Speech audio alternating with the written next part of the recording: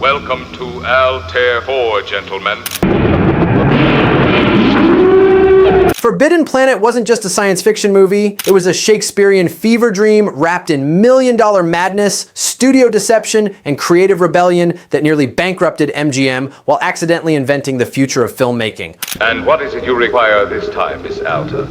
Robbie, I must have a new dress. One poster promised monster mayhem that never actually happened in the film. One composer got fired from their own revolutionary soundtrack by a musicians' union. And one Disney animator on loan to MGM, let's just say the cartoon mouse helped create cinema's most terrifying invisible monster. These are 40 mind-blowing facts about Forbidden Planet that reveal how creative chaos, budget-busting risks, and happy accidents created the movie that changed science fiction forever. But wait until the end, because the bonus fact involves a $1 million robot auction that broke records nobody expected. Welcome to Altair 4. Time to explore the monsters lurking in Hollywood's subconscious mind. Fact 1, the poster that lied. For your convenience, I am monitored to respond to the name Robby. The iconic poster showing Robby carrying Altair promised monster mayhem that never happened. Robby never abducts her in the actual film. He's portrayed as helpful and rule-bound throughout. Marketing departments created expectations that the movie deliberately subverted, turning audiences' assumptions about robot villains completely upside down. Sometimes the most effective advertising sells a story that doesn't exist. Fact 2, Shakespeare and space. Look at the color of that sky. Yeah, but I'll still take blue. Forbidden Planet is secretly a sci-fi retelling of Shakespeare's The Tempest, with Prospero becoming Morbius, Miranda transformed into Altair, Ariel reimagined as Robby, and Caliban evolved into the monster from the id. The Bard's magical island became an alien world where technology replaced sorcery. Classic literature provided the perfect blueprint for futuristic storytelling that felt both familiar and revolutionary. Fact 3. The Disney connection. Just once more, do you mind? Not at all. Disney animator Joshua Meter was loaned to MGM specifically to create the ID monster effects, bringing his animation expertise to live-action filmmaking. Production art reveals a tiny goatee on the creature as a visual clue that it springs from Morbius's subconscious mind. The House of Mouse helped create one of cinema's most terrifying invisible monsters through borrowed talent and artistic collaboration. Fact 4, the soundstage universe. Lord sure makes some beautiful worlds. How do these continents check with the old chart? The entire film was shot on MGM soundstages without a single exterior location, creating an alien world through pure studio craftsmanship. Altair's garden was allegedly built on the same stage used for the Wizard of Oz's Munchkinland, connecting two fantasy worlds through shared physical space. Sometimes the most convincing alien planets are built entirely within earthbound warehouses and imagination. Fact 5. The budget-busting sets. Stop! No further! I deny you!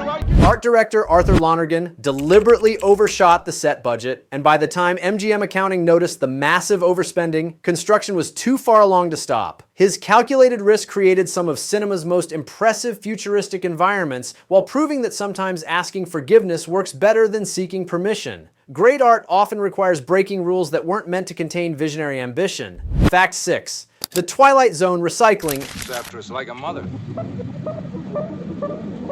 Robby the Robot appeared in 3 different Twilight Zone episodes: Uncle Simon, the Brain Center at Whipple's, and One for the Angels, proving that great props deserve second lives. Costumes and set pieces found new purposes across multiple productions, maximizing MGM's investment while creating unexpected connections between different science fiction stories. Smart studios make every dollar count through creative reuse. Fact 7. The record-breaking robot. Oh, genuine ancient rocket bourbon. Hey!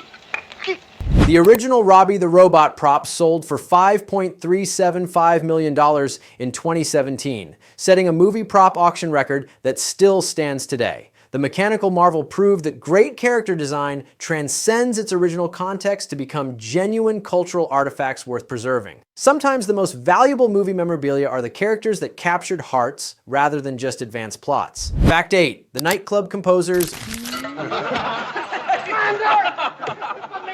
Bebe and Louis Barron got the scoring job after meeting MGM head Dor Sherry at a New York art and nightclub event, turning a chance social encounter into cinema history. Their follow-up meeting in Hollywood landed them the assignment that would revolutionize film music through electronic experimentation. Great opportunities often disguise themselves as casual conversations at unexpected social gatherings. Fact 9, the music that wasn't music. Louis and Bebe Barron created a soundtrack and they invented electronic music. The score was credited as electronic tonalities rather than music because the American Federation of Musicians objected to electronic sounds being classified as musical composition. This semantic battle knocked the Barons out of Oscar consideration while creating the first all-electronic film score. Sometimes pioneering work faces resistance from established institutions, protecting traditional definitions and territorial boundaries. Fact 10, the 5-martini robot replacement.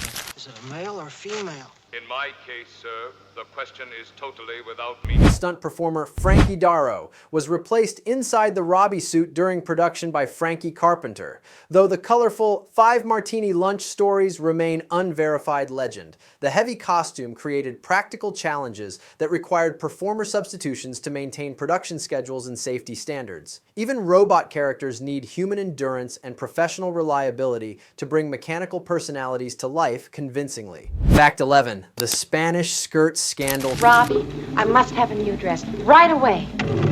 Spain reportedly banned the film for years over Altair's short skirts, finally allowing screenings after 1967 when cultural attitudes shifted toward accepting more revealing costumes. Anne Francis's futuristic wardrobe challenged conservative dress codes while demonstrating how science fiction often pushes social boundaries through seemingly innocent costume choices. Fashion becomes political when it challenges established moral expectations.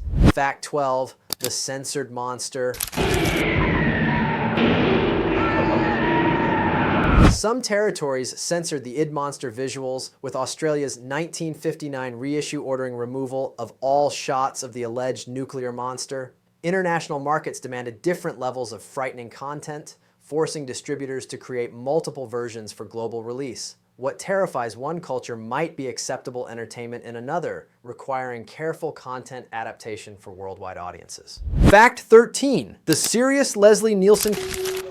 You giving me the treatment, are you? It would have served you right if I hadn't, and he...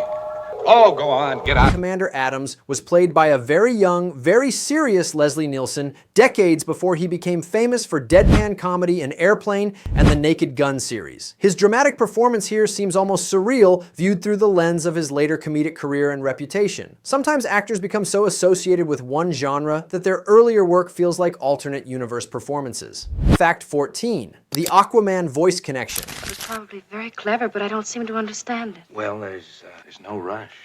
Robby the Robot and the 1967 Filmation Aquaman cartoon share the same voice actor, Marvin Miller, creating an unexpected link between two completely different science fiction properties. Miller's distinctive vocal performance gave life to both a helpful robot and an underwater superhero through the power of recognizable voice acting. Great voice actors can inhabit multiple characters across different media. And Fact 15, from Fatal Planet to box office gold.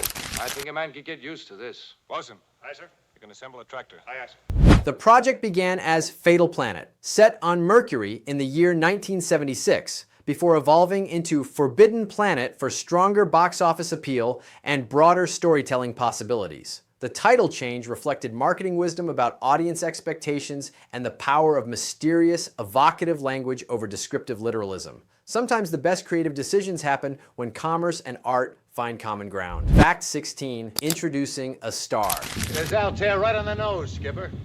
The credits actually read, and introducing Robby the Robot, giving the mechanical character equal billing with human actors and treating artificial intelligence as a genuine star performer worthy of introduction. This unprecedented crediting decision recognized that great characters transcend the materials from which they're constructed, whether flesh or metal. Movie stardom sometimes belongs to the most artificial performers who feel most genuinely alive. Fact 17, the soundstage city... Bring my bathing suit. What's a bathing suit? Never mind. Coming out. out! MGM devoted approximately 89,000 square feet of soundstage space to production, massive by studio standards and demonstrating the scope of their commitment to creating a believable alien world. The space investment allowed filmmakers to build complete environments rather than suggest them through limited sets and clever camera angles. Sometimes scale matters more than special effects for creating convincing alternate realities. Fact 18, the indoor planet. 7,800 level.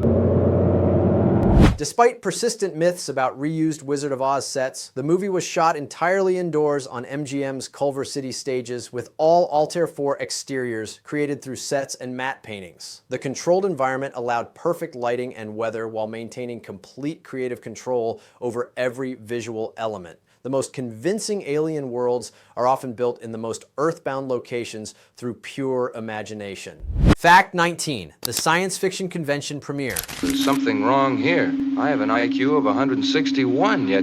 The world premiere occurred at the Southeastern Science Fiction Convention in Charlotte, March 3rd to 4th, 1956. Unusual for a major MGM release, but perfect for reaching the core audience first. The convention screening acknowledged the film's genre roots while building grassroots enthusiasm among dedicated science fiction fans who would become lifelong advocates. Smart marketing sometimes means starting with the most passionate potential audiences. Fact 20. The fake stereo sound. Are these condensers out of my accelerator circuits? Yes, sir. I borrowed some solenoids from your gyro stabilizers, too. Some theaters presented the film with Perspecta Pseudo Stereo, a quirky 1950s system that created directional sound effects without true stereo recording or playback equipment. The enhanced audio presentation matched the film's futuristic content while demonstrating how technical innovation often involves creative workarounds rather than revolutionary breakthroughs. Advanced presentation sometimes requires making the most of available technology rather than waiting for perfect solutions. Fact 21. The Academy Sound Demo.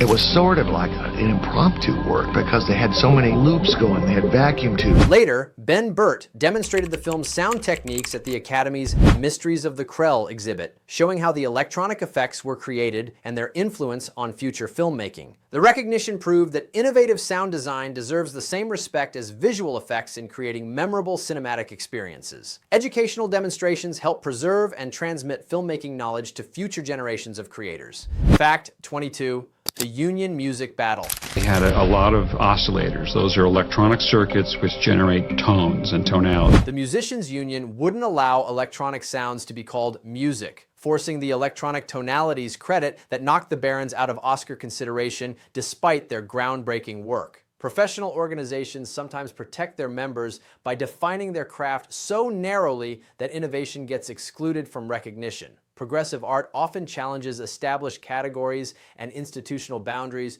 through necessity rather than rebellion. Fact 23. The art event discoveries... Aggregated a crew. Stand by to change flux. Producer Dor Sherry discovered the Barons at a New York art event, hiring them after a follow-up Hollywood meeting for their unique electronic music expertise. Their avant-garde background in experimental sound made them perfect for creating an alien soundscape that no traditional orchestra could achieve. Sometimes the best collaborators are found in unexpected places rather than through conventional industry channels. Fact 24. The John Cage Connection. Headset was designed for something much bulkier than my human cranium. Barons had just worked with John Cage on Williams Mix, and their tape splicing and looping methods fed directly into Forbidden Planet's revolutionary sound design. Their experimental music background provided techniques that traditional film composers lacked, creating audio textures that matched the visual innovation. Cross-disciplinary collaboration often produces the most original artistic breakthroughs through combining different creative traditions and methodologies. Fact 25. The self-destructing circuits. Father. Oh, Father. The Barons' homemade electronic circuits often self-destructed while generating sounds, a happy accident they embraced rather than prevented during their experimental recording sessions. Their willingness to sacrifice equipment for unique audio textures demonstrated how innovation sometimes requires destroying tools to discover new creative possibilities. The best experimental art often emerges from accepting and exploiting technical failures rather than avoiding them. Fact 26. The Disney loan.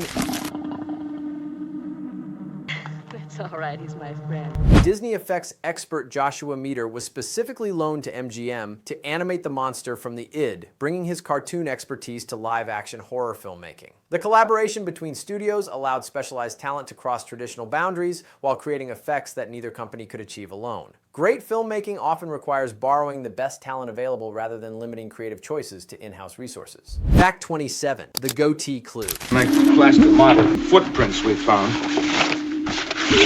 A DVD featurette reveals the id monster has a tiny goatee, connecting it visually to Morbius, with Meador drawing frames directly on vellum before they were reversed and tinted for the final effect. The subtle visual connection reinforced the psychological link between creator and monster while rewarding attentive viewers with hidden storytelling details. The best special effects contain layers of meaning that enhance narrative understanding through careful observation. Fact 28. The double voice career Marvin Miller. Where do you wish the shielding stacked, sir? Well, you can just put it right over there by the core, thank you. Voiced both Robby the Robot and Aquaman in Filmation's 1960s cartoon, creating an unexpected connection between helpful artificial intelligence and underwater superheroics. His distinctive vocal performance gave life to completely different characters across multiple decades and media formats, proving that great voice acting transcends individual roles. Recognizable voices can create continuity between otherwise unrelated entertainment properties and fan experiences. Fact 29. The 3 Twilight Zone appearances.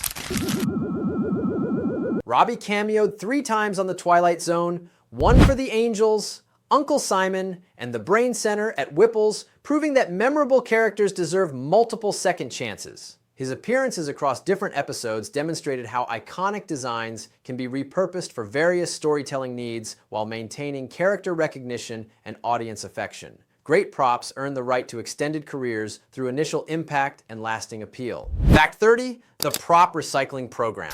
Activate main view plate. Aye, aye, Skipper. Tons of props in the full-scale C-57D base were reused on the Twilight Zone episodes like To Serve Man and On Thursday We Leave for Home. MGM maximized their investment by finding new context for expensive set pieces and props, creating unexpected visual connections between different science fiction stories. Efficient production management can enhance multiple projects while building consistent visual vocabulary across related entertainment properties. Fact 31, the flying saucer recycling. I'll bet any quantum mechanic in the service would give the rest of his life for a chance to fool around with this gadget. The C-57D miniature saucers appeared in multiple Twilight Zone shots, proving that MGM really got maximum value from their special effects investments through creative reuse. The distinctive spacecraft design found new life in different stories while maintaining visual quality and production value across multiple projects. Smart studios make every expensive prop earn its keep through multiple appearances and creative applications. Fact 32. The robot's next starring role. My beams are focused on your blasters, gentlemen. Robby immediately headlined another MGM sci-fi film a year later, The Invisible Boy, 1957, proving that successful characters deserve their own starring vehicles and continuing adventures. The quick follow-up demonstrated audience affection for the robot while providing MGM with a proven box office draw for additional science fiction productions. Popular supporting characters sometimes graduate to leading roles through audience demand and commercial opportunity. Fact 33, the Robot Hall of Fame. Pointed at the commander. Fire.